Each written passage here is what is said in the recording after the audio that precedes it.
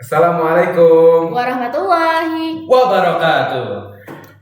Halo sobat keluarga Anda yang berbahagia. Kembali lagi bersama kita di Stabis Streaming Asik Bahas Ilmu Islam. Bersama saya Bilal Khawarizmi, saya Gaida Kalisa Husna, dan saya Almi Petami. Dan langsung saja kita masuk ke pembahasannya.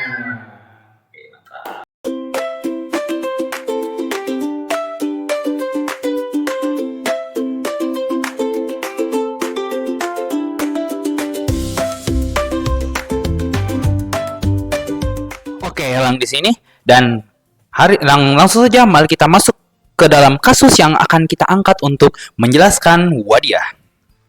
Oke, momen Lebaran adalah momen yang sangat berbahagia dan tentu saja ditunggu-tunggu oleh banyak orang Islam.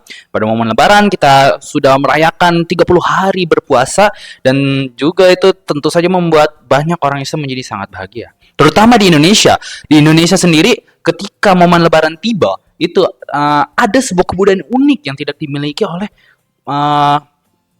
negara lain. Apa sih kebudayaan unik itu? Yaitu kebudayaannya mudik. Nah, apa sih sebenarnya mudik ini? Nah, jadi mudik ini pada dasarnya orang Islam setelah melakukan puasa ini, mereka akan mudik akan melakukan mudik, yaitu kembali kepada tempat asal mereka atau kampung halaman mereka untuk merayakan momen Lebaran yang sangat berbahagia ini bersama dengan keluarga-keluarga lama mereka. Nah, tentu saja peristiwa kembalinya mereka kepada kampung halamannya mereka atau disebut mudik ini akan memunculkan berbagai macam opportunity atau kesempatan bisnis yang sangat ideal dan juga fantastis. Salah satu contohnya adalah ketika terjadi momen Lebaran, kan orang-orang banyak yang pulang ke kampung halamannya dan tentunya mereka harus menggunakan suatu moda transportasi, bisa menggunakan mobil, bis atau yang lainnya.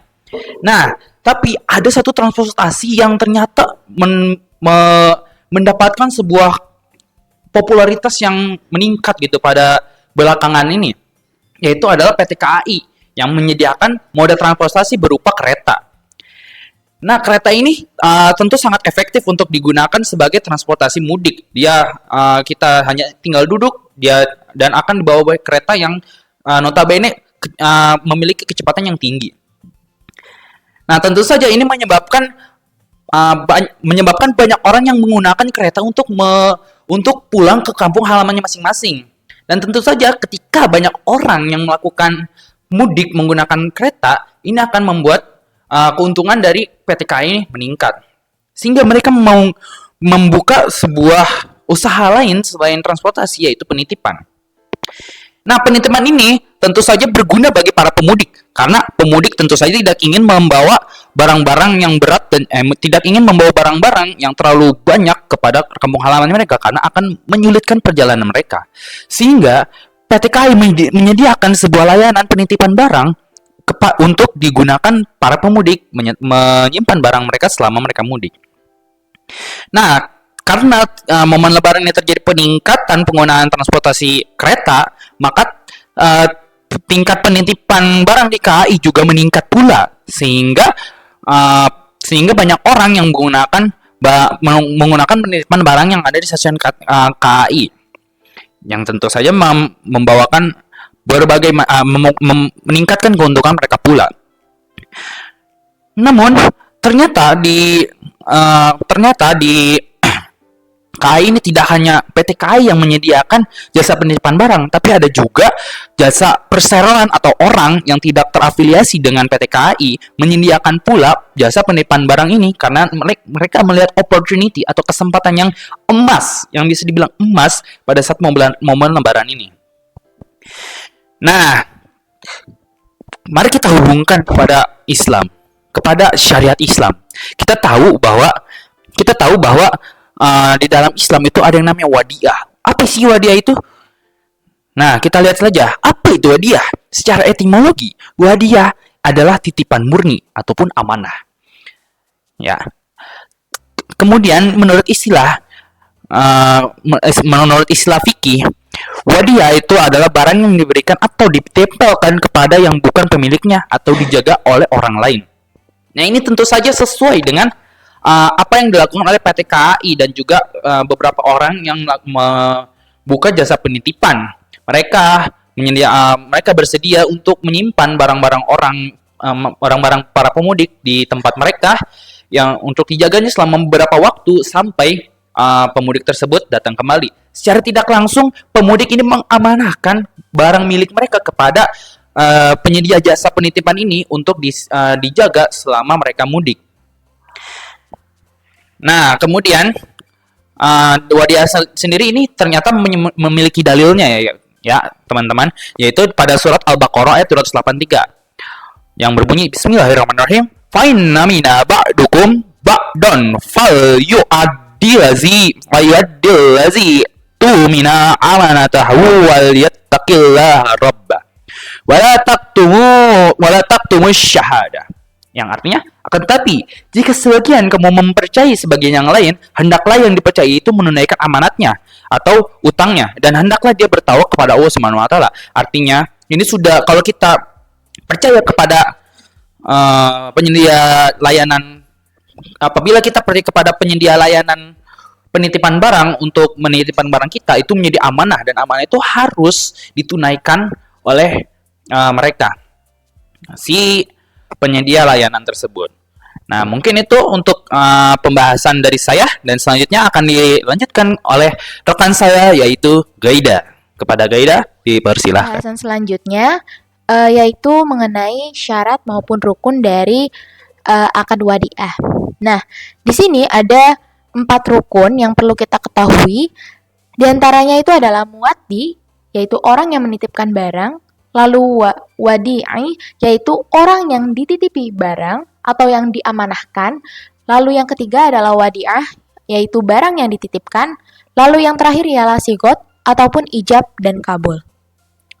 Adapun untuk syarat-syaratnya, yaitu dari syarat pihak yang terlibat dalam wadi'ah itu, yang pertama, muwaddi atau penitipnya itu, dan wadi'i atau penerima dari titipan barang tersebut harus dalam keadaan baligh, yaitu sudah mungkin menstruasi atau sudah lebih dari umur 12 tahun dan beberapa syarat lainnya. Lalu yang kedua, itu keduanya antara penitip maupun yang dititipi itu harus sama-sama berakal. Yang ketiga, yaitu keduanya harus sama-sama mumaiz atau biasa kita sebut dengan dapat membedakan antara baik maupun buruk. Adapun syarat-syarat yang pada barang yang dititipkan itu, yang pertama itu harus berupa fisik ataupun ada gitu ya.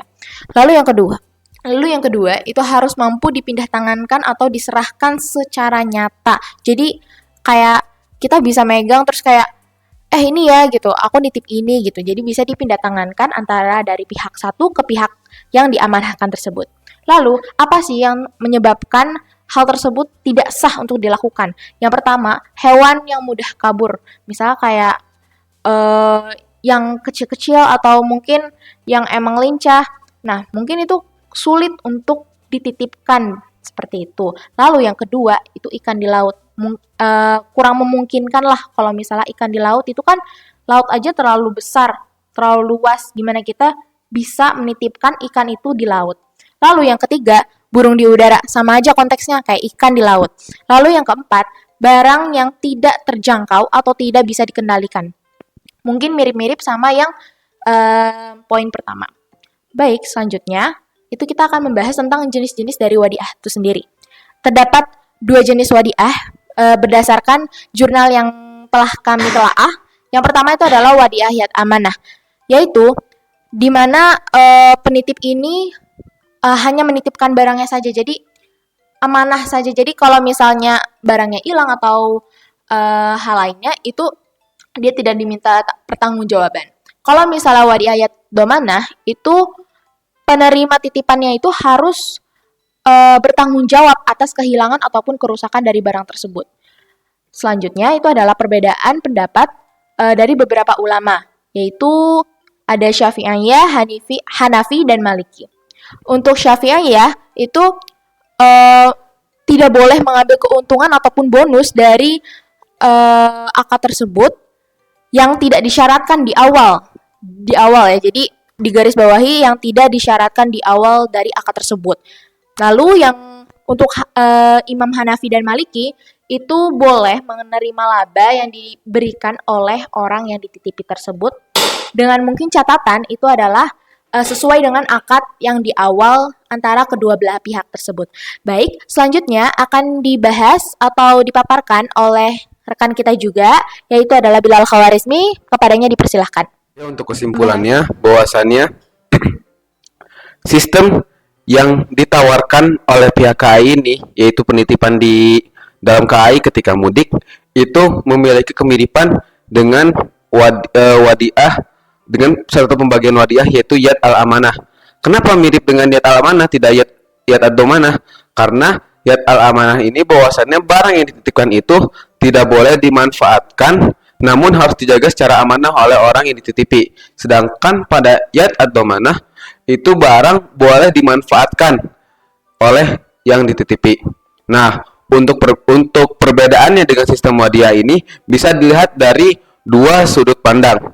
Yang pertama itu dari sudut pandang Syafi'iyah, bahwasannya di sistem KAI ini ada yang namanya tarif, yang mana di yad al-amanah ini tidak boleh ada tarif kecuali di yad ad-domanah. Karena yad al-amanah ini sejatinya adalah kerjasama non-profit atau berbasis sosial. Sedangkan dalam mazhab Hanafi dan Maliki itu boleh menerima laba atau tarif atau boleh memberikan tarif terhadap barang yang dititipkan. Jadi kesimpulan keseluruhannya adalah bahwasannya sistem yang ditawarkan pihak KAI ini memiliki bertentangan dengan sistem wadiah yang di dalam agama Islam, namun memiliki kemiripan dengan sistem wadiah yad al-amanah. Lalu call to actionnya, keep the trust that others have given to you. Jagalah kepercayaan yang orang lain telah berikan kepadamu. Kepercayaan adalah benang halus yang mengikat dua hati. Ia tak berbunyi, tak terlihat, tapi terasa hangat di dada. Saat seseorang memberimu kepercayaan, itu bukan hanya tanda bahwa mereka yakin padamu. Itu adalah titipan jiwa. Maka jagalah, rawatlah dengan jujur dan setia, seperti kau menjaga rahasia langit di tengah gelapnya malam. Namun, bila kau abaikan, bila kepercayaan itu kau hancurkan dengan dusta, dengan pengkhianatan yang kau anggap sepele, maka retaknya bukan di antara kalian saja, tapi juga di dalam dirimu sendiri. Yang tersisa hanyalah resah dan jarak yang tak bisa dijembatani lagi. Ya, jangan biarkan satu kebohongan memupuskan 1000 hari baik yang lain. Jagalah kepercayaan, karena ketika dunia meragukanmu, hanya itu yang bisa menjadi bukti bahwa kau masih layak dipercaya. Dan sekian pembahasannya selesai. Cukup sekian video kami. Mohon masukan Angka 100 dan huruf A+ pada kolom nilai kami. Kami dari Studies Foundation. pamit undur diri. Wabillahi taufiq wal hidayah. Wassalamualaikum warahmatullahi wabarakatuh.